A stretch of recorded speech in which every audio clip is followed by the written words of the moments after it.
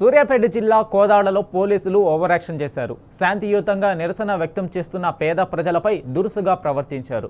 Kodad municipality పరిధిలో ఓ చిరు వ్యాపారి డబ్బా కొట్టుతో జీవనం సాగిస్తుండగా రాత్రికి రాత్రే ఆ డబ్బా కొట్టును మాయం చేశారు మున్సిపల్ సిబ్బంది.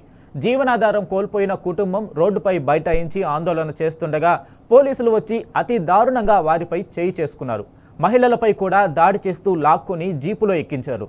తమకు ఒక్క ఆధారంగా ఉన్న బతుకు తెరువును ఎందుకు తొలగించారని ప్రశ్నిస్తే పోలీసులతో దాడులు చేసి అక్రమ అరెస్టులు చేస్తున్నారని ఆవేదన వ్యక్తం చేశారు బాధితులు.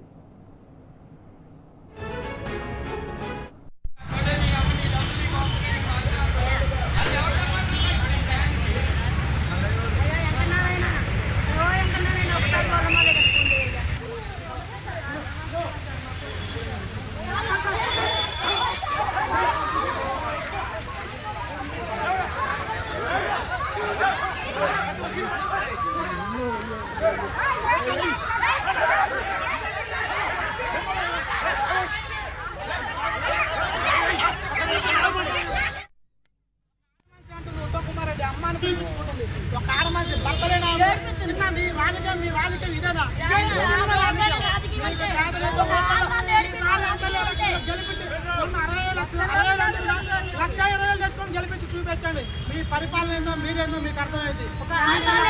కమిషన్ల కోసం నైట్కు నైట్ శాంతినగర్ అయితే లిఫ్ట్ ఇరిగేషన్ అయితే మా ద్వారా ఇవన్నీ మాకు తెలియని రాజకీయాలు అనుకుంటారా? కమిషన్ల కోసం మీరు చేసే అక్రమ వ్యాపారాల కోసం తుపాకులు పెట్టే రాజకీయం కాదు మాది. మీరు సిమెంట్ ఫ్యాక్టరీలో పోయి తుపాకులు పెట్టి బెదిరియటం ఇవన్నీ చేయడం మాలాంటి సామాన్యుల మీద డబ్బా కొట్లు మేము ప్రయత్నం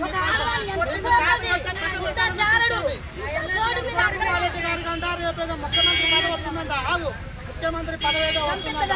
ఆ పదవి కోసం నన్ను అలానే యువకుని బలి తీస్తే సూత్ర పూజల ద్వారా బలి చేస్తే చంపితేనంట ముఖ్యమంత్రి పదవి వస్తుందంట. అది ఎవరు జాతీశ్వరుడు చెప్పిందంట. ఆ చావు ఏ క్షణంలో జరిగినది అంతా ఉత్తమ్ కుమార్ రెడ్డి ఉత్తమ్ పద్మావతి అని మీడియా ముఖంగా నేను తెలియజేస్తున్నాను. ఆ చావు చచ్చిపోతే వాళ్ళకి ముఖ్యమంత్రి పదవి వస్తుందంట. డిసెంబర్లో గుర్తుపెట్టుకోండి. డిసెంబర్లో ముఖ్యమంత్రి పదవి వస్తుంది ఉత్తమ్ కుమార్ రెడ్డికి ఆ చావు ద్వారా. అది గుర్తుపెట్టుకోండి.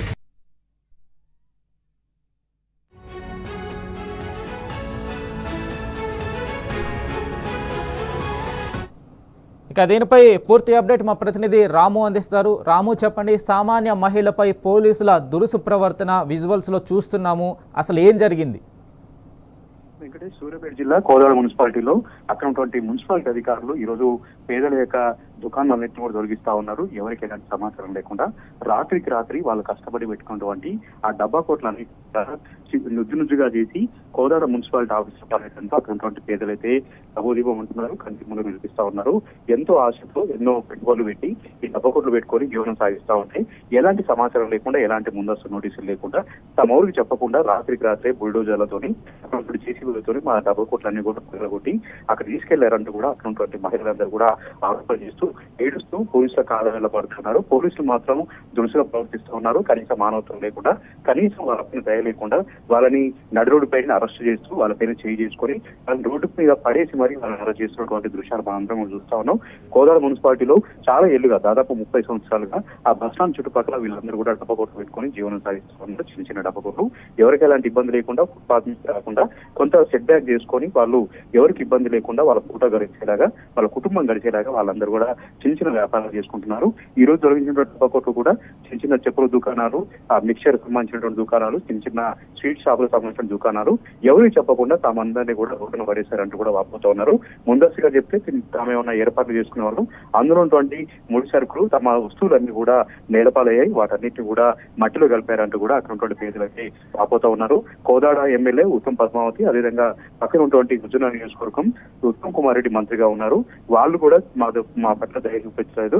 గతంలో ఒకసారి కలిసాం, మమ్మల్ని ఇబ్బంది పెడుతుందని చెప్పినప్పటికీ కూడా అధికారులు ఎలాంటి సమాచారం లేకుండా తమను రోడ్డున పడేశారు, తమ పైన దురుసుగా ప్రవర్తించారు, తమను ఏడిపిస్తున్నారంటూ కోదాడ మున్సిపాలిటీలో పేదలైతే ఊరును విడిపిస్తా ఉన్నారు. వెంకటేష్, కానీ అక్కడ రాము విజువల్స్లో చూస్తుంటే ఒక పోలీస్ కాదు, పోలీసులు అందరూ అంతమందికి కూడా సోయి లేకుండా ఒక మహిళలపై అలా ఎలా ప్రవర్తించారు? స్థానికులు ఏమంటున్నారు దీనికి సంబంధించి?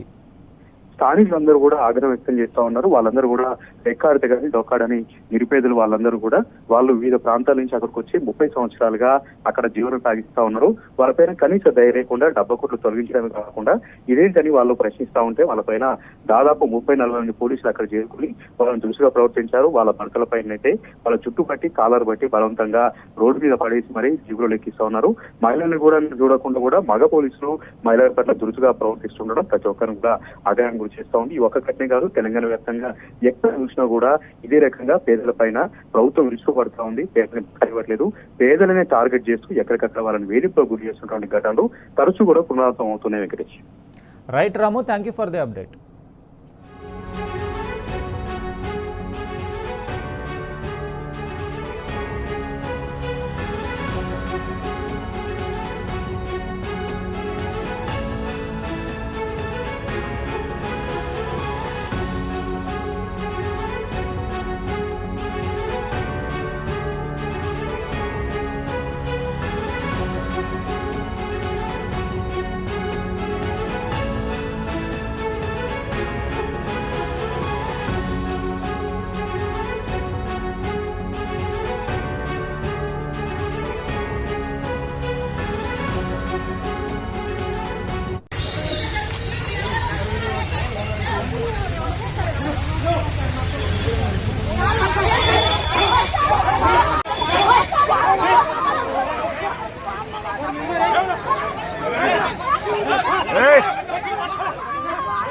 ఏంటరా